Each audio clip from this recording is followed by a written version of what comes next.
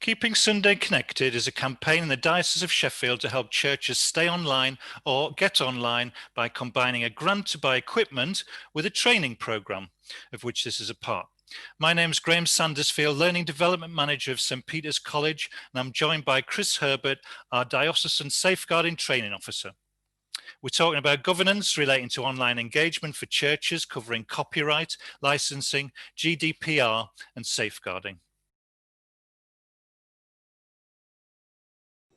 Hi everybody, I'm Chris Herbert. I'm the Diocesan Safeguarding Training Officer. I'm also an associate priest at two churches just outside Doncaster, so I have a balance within the church and within safeguarding itself. And I'm no sort of legal expert when it comes to social media. It's just things that I've found as we've gone along and looked at different things. So I'm glad you can make it. Yeah. So, well, thanks, Chris. Yeah, you're the perfect person for this because being a vicar, doing loads of stuff online, and your safeguarding expertise, which is invaluable to us when we're doing things online. I've got a bunch of questions which I'm just going to ask, and we're just going to have a conversation. So, first one I've got is I mean, a lot of us will have a social media policy. Is that good enough for going online? And is that all we need for going online, or is it? Well, there's probably a few things that we might need, but definitely a policy, a social media policy. We all really need, no matter what sort of size church we are. And I know that'll mean some churches will need to look for information on this, but it does help us use social media then to its fullest capacity, and probably will avoid incidents and sort of avoid those any repercussions because we say something online because we haven't thought about it. And I know the Church of England, when you go on the Church of England site, you can find a social media policy and guidance there as well. So I'd recommend you start there and then ask questions as you go along. And don't forget the people in your congregation. It's amazing the knowledge that there is in there as well. So start with a social media policy, consider what it means to go online and how that would affect it, and then update it before you start online live streaming, that sort of thing. I would, and if anything comes up and you think, oh, I never thought of that, just add to it. The whole point is these should be working documents, really. Like absolutely, not just something you shove into a filing cabinet and gathers dust, but something you add into and keeping alive. Yeah, definitely not. So children are the sort of group that I'm concerned about, particularly when you go online. There's two aspects. One might be very intentional. You have children, say, reading prayers, or it's a children's specific broadcast that you're doing. Where do we stand with images of children when we're live streaming? Well, there's a lot of information out there that most churches are aware of anyway, and policies and permissions from the Church of England guidance. And one of the main things is, if we're going to broadcast and using videos, is we do get the permissions from parents to do this in that respect. Yeah, and so it's like written consent forms that we would use in normal times. How does that, when we're online and possibly we can't see and meet up with these people and hand them physical forms to sign to parents, how do we get around that? Any ideas? Yeah, I mean, in one respect, consent forms are required for children under the age of 13 legally. But I would still recommend it, if there is a person who's under 18, you'd still get parental consent where you can. I think that's important. But also, for consent forms, really, we have those already, but you just need to make sure that it's probably got an additional bit just mentioned about social media. And if it hasn't, just slot in another sentence or something, just sort of saying, and I also give permission for social media as well. And I think that would really work there. and make sure that any consent, what we're doing at the moment in the safeguarding team regarding things like some of the forms for recruiters and things, is we're actually sending the emails to 31A, and basically that email itself is us giving permission for that person, like a signature. So I'd recommend that, you send out parental forms, and if the person sends it, the parent sends it back via email, that is a form of consent if they're saying that within the email. I think. Yeah. I think that's so it's coming from an email address that's been validated in effect, and I guess you'd probably accompany any consent forms with a link at least to your social media policy. So if parents do want to find out what social media policy is of the church, then that's important that they can do that. Definitely, and make sure it's a parent email that's sending the thing back, and it's not the child themselves using their own email. Yeah. And just on that, I'm also thinking, if you'd live stream and say a church service on a Sunday morning, and a child sort of flits past the camera, or you've got on quite a wide angle, we're not necessarily going to be able to get consent for all of the people who might come into a church building. I know we're moving into a time of lockdown again, but we're thinking further ahead than this about live streaming. How do we stand with it? Maybe just the backs of people's heads even? Is that okay, or do we still need to maybe just a shout out or something? Is that something that we could do, saying that we are recording, and do we still need written consent from everybody in the service, and particularly those with children? You're using an example of that we're still in church, and at the moment we certainly aren't, are we, in that respect? No. But when we are, I would suggest that you do give people knowledge of that way in advance. Back of heads as an example, I would say you still need to be aware that if somebody knew somebody really, really well, they would probably recognize somebody from the back of their heads as well. Yeah. And we do have people who come to church who have been in domestic abuse cases before and other things, who may not want people to know where they are. So I would let people know full in advance, and where possible, if your church is big enough, have an area where the camera isn't going to be, where people then they're not going to be excluded. They can still join in the service. However, they're not being filmed. So you've got that difference and that balance there, which I think is fine. Yeah. Helpful there. And I think I was thinking through practically, if you really focus in and get a reasonable camera that you're using for live stream, like a camcorder or a DSLR, that it can focus in on the speaker, then you don't have to worry about the congregation and people moving around, which is quite distracting anyway. So I think ideally just focus on the speaker, who obviously you need consent from, and they should know that you're live streaming, but it's much more easily controlled. Another question is, do you see a difference between live streaming, say on Facebook Live, YouTube Live, and Instagram Live, and things like Zoom, where it's much more closed, or maybe a closed Facebook group? In some respects, they're very similar, but I'm not an expert at that. But I suppose the difference is the level of risk, and the level of risk is I would always recommend that you get 2 or 3 people together to have a discussion and do a risk assessment whenever you're doing something like a live event. And the difference is between it being live or recorded, as you've really said. I suppose recording the event does take away the chance of anybody disrupting your presentation or trying to drop in there with any images or anything, and I think that's a safer way of doing that.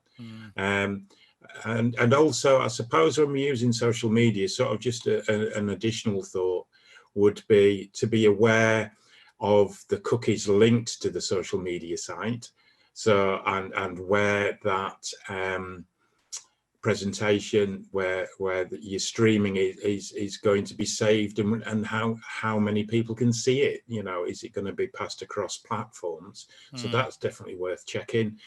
And the different media types that are gathered from that.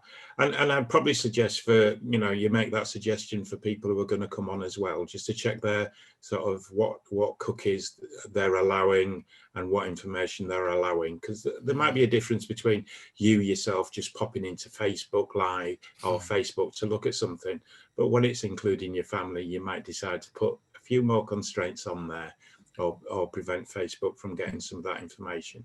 So I think that would be a wise thing to look at. You may have already said this, but I think risk. You're really saying a risk assessment in all of this is very important, and that then informs your social media policy, your live streaming policy. Yeah, definitely, and I think that's really important. And that sort of general consent for recordings and photos and live streams. So when you're making and you're letting people know, whether it's in church or whatever, let them know beforehand. And I would suggest really let them know why you're wanting to record. People should know that, and what you're going to use that recording for, and where people might be able to see it. So it gives people chance of deciding themselves and looking at things and chewing over the information you're giving them. Some people might ask where you're going to be recording as well. So they might decide that, well, I won't go to that event, but I'll go to this one, and vice versa. I think that's quite helpful as well. And really just ensure people feel safe, because the whole point of the church is for people to feel safe. And I think that's an important thing to do. Very much, yeah. So you've been delivering safeguarding training for quite a few months. You may be getting tired of Zoom, I don't know, but you're on it most days, I think. What have you learnt about, or any advice about using Zoom, live broadcasting, social media? Oh, right.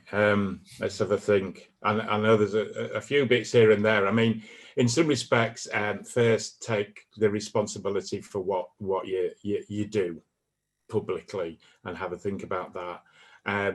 One of the things I'd say, especially when we're looking at going live and using Facebook and everything, please don't be adding children or young people to your personal network page. Even if you're doing that innocently, there is a danger there of crossing the boundaries between our roles and with children as well. So I think that's important to mention. And remember, on the internet, everything is visible and everything is stored. There's nothing you say that would be forgotten or hidden. Does that make sense? So we have to be really careful of what we're doing there.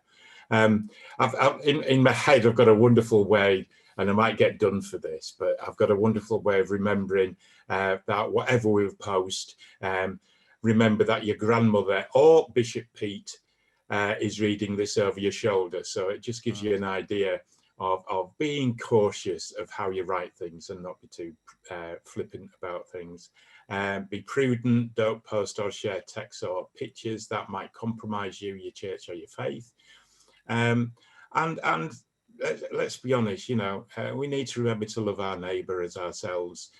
Don't post anything even if you think it's just a joke that could be seen as sexist, racist, or homophobic in a lot of respects. We have to be really careful. And remember that social media is subject to laws of safeguarding, and libel and slander and copyright and data protection.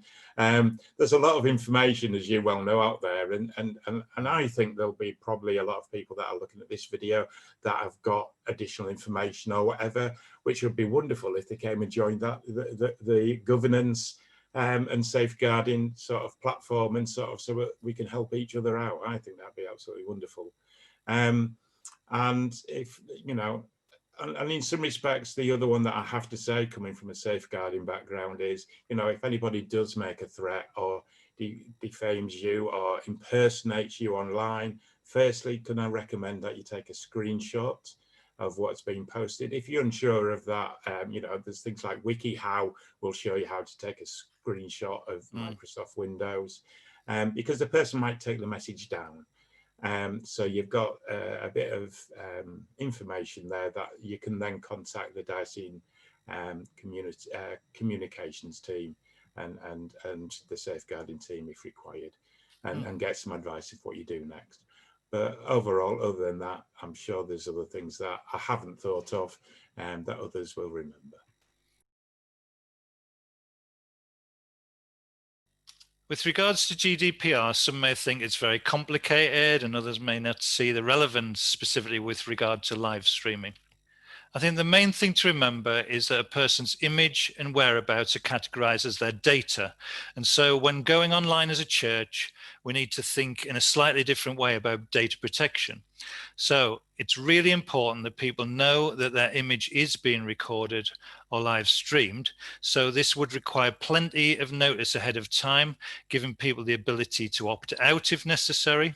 And this may include signs as you enter a building, information in joining instructions, a quick message in the welcome, and also consider a recording-free seating area in the building.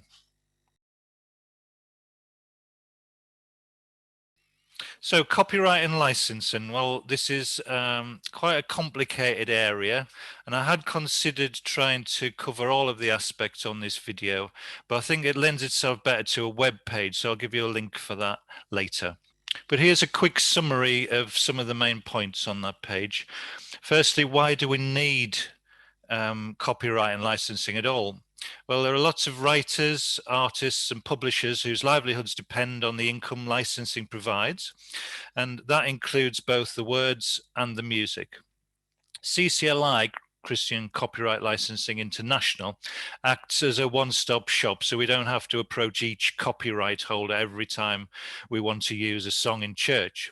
You can use CCLI's Song Select to check whether it's covered by their license. So CCLI acts as an agent for the PRS for music license, which is required for live performances outside of an act of worship, and the PPL license, which is required for the use of recorded music in church, again, outside of an act of worship, which is exempt.